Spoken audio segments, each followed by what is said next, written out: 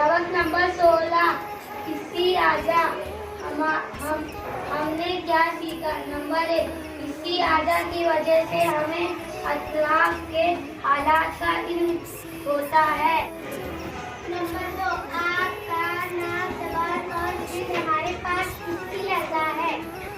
number 3, आँखों की वजह से हम देख सकते हैं, कान की वजह से सुन सकते हैं, नाक के जरिए बू सूंघ सकते हैं, ज़बान की वजह से हम जायका